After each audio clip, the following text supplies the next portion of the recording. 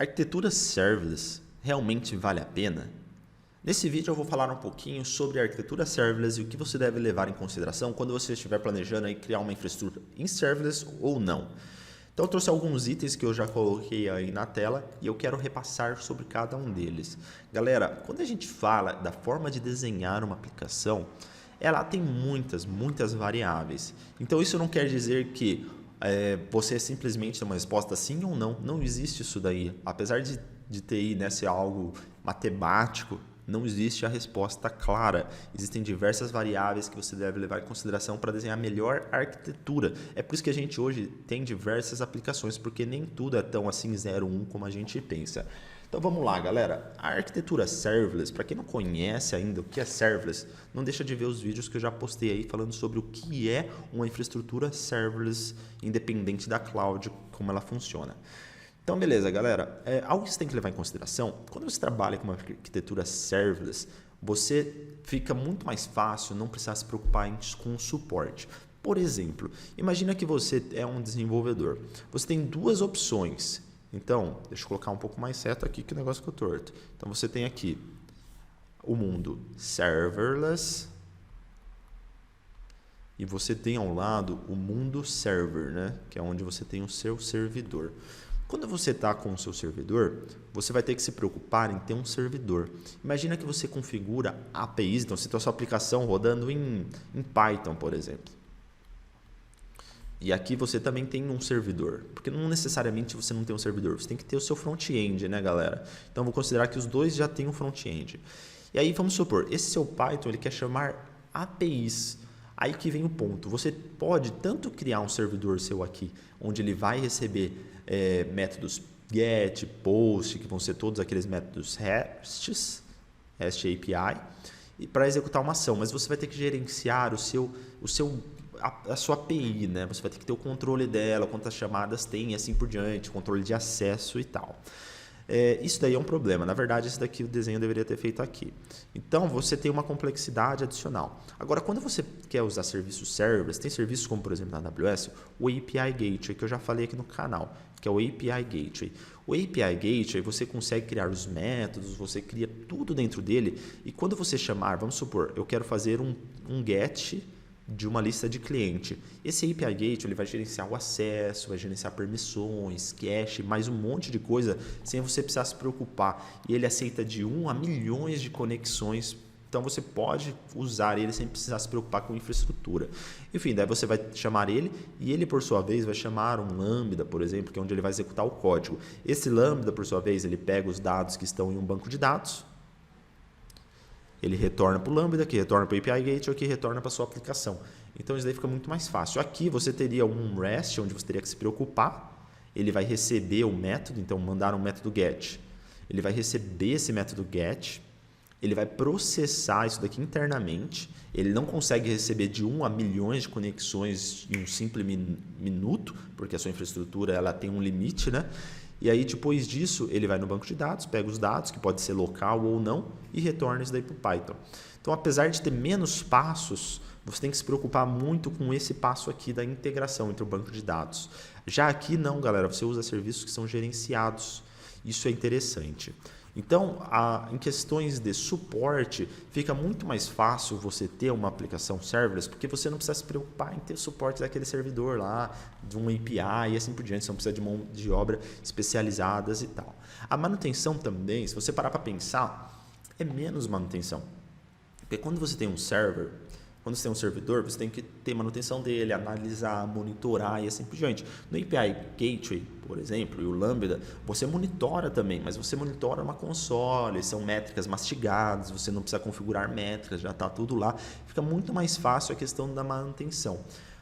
Também tem a questão das diferentes linguagens. O Lambda, galera, que é o que eu falei, ele roda um código. Ele roda código em diversas linguagens. Então, se você quer Python, ele vai rodar. Se você quer Java, ele vai rodar. Se quer Node, ele vai rodar.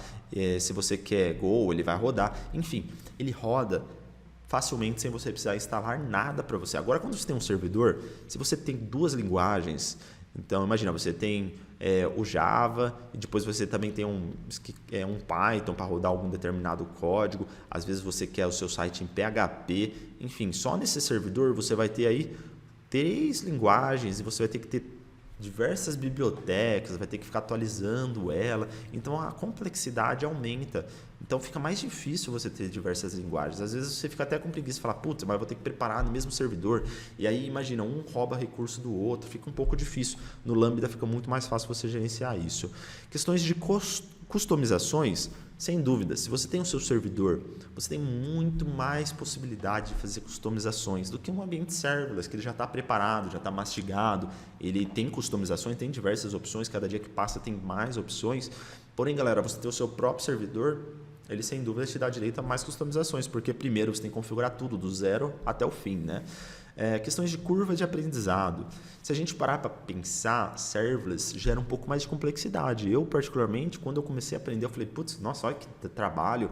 Agora, quando eu quero simplesmente receber um objeto, eu tenho que usar o Lambda, o S3, o API Gateway, eu preciso fazer uma conexão com STS para gerar um token. Enfim, são diversos serviços. Mas depois que você aprende, você vê como fica fácil. Porque, na verdade, os serviços já estão prontos. Você só precisa aprender a integrar eles, que, particularmente, eu vou falar bem sério, não é difícil de integrar, não. É bem simples, muitas vezes pela console web ou não, mas a integração entre eles é muito fácil. Quando você tem um servidor, você pode pensar, é muito mais fácil porque é só um servidor, eu faço o que eu quiser, eu pego um tutorial na internet e mando bala. Mas, galera, ele não é tão simples assim. Você começa a perceber que sempre você vai demorar muito, porque mudou uma versão de não sei o que, mudou não sei o que, e assim sempre vai dar um problema. Então, o serverless tem uma curva de aprendizado. No começo é mais difícil, mas depois que passa, você vê que, na verdade, você começa só a integrar vários, é tipo um Lego. Você coloca várias pecinhas e ponto, você tem aí o que você precisa, sem precisar criar as pecinhas para ter a integração sua e assim por diante. Então, beleza, galera. Questões de CI/CD. Isso daqui é um pouco difícil falar, porque das duas formas você consegue ter um Continuous Integration, Continuous Deployment ou Continuous Delivery de forma muito simples. Mas o legal é que em servers, por exemplo, um Lambda da vida ou um API Gateway, o que eu gosto é que você consegue colocar versões dentro dele. Então você pode falar versão A, versão B, versão C. Você pode falar, eu quero mandar 50% das conexões nesse, 10% nesse, enfim. Você consegue fazer algumas configurações assim mais customizadas para fazer os testes. Não consigo fazer em servidor? Claro que consegue. Os dois são fáceis, tá, pessoal? Mas o legal é que um CI/CD de um servidor, imagina, a sua aplicação roda no servidor e aqui ela roda em diversos serviços, API Gateway, um monte de coisa. Então aqui tem 4 serviços, por exemplo. Esse aqui não, tá tudo dentro do mesmo servidor. O legal é que se você precisa atualizar um código, você atualiza só essa camada. E se essa camada der problema, você restaura só essa camada. Diferente quando você tem um servidor. Todas as camadas estão aqui dentro.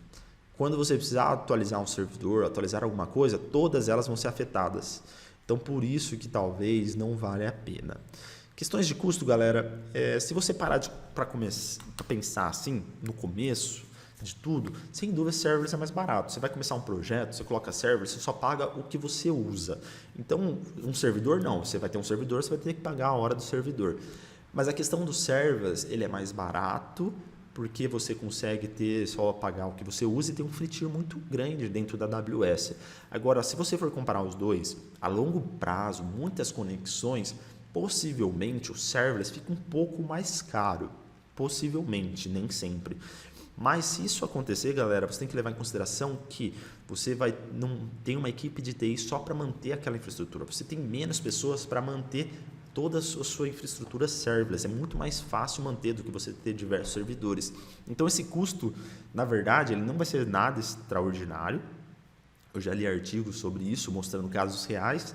Existe uma diferença, mas se você colocar na ponta do lápis a questão de custos operacionais, ele abaixa muito o preço. Tá? Também questões de performance é um pouco diferente, né? Depende da infraestrutura que você tem. Mas em server, geralmente, você tem aquele servidor e aquele servidor tem os seus recursos. Você pode configurar auto-scaling para ter mais servidores, né? Você, sem dúvidas, pode fazer várias configurações, customizações, mas ainda assim, imagina, você vai ter ainda do nada você não consegue se tornar de uma conexão para 1 milhão de conexões dentro de alguns minutos. Diferente de um serverless, onde o Lambda você pode executar de uma chamada até milhões. O que acontece? A infraestrutura já tem uma infraestrutura, a AWS já tem uma infraestrutura preparada para você rodar diversas coisas lá. Basta você acessar essa infraestrutura e começar a usar. Você pode de 1 a milhões. Ele deixa você escalar. A possibilidade de você escalar é muito maior. Então, possivelmente, você acaba tendo uma performance melhor. Possivelmente. Existem todas as suas variáveis.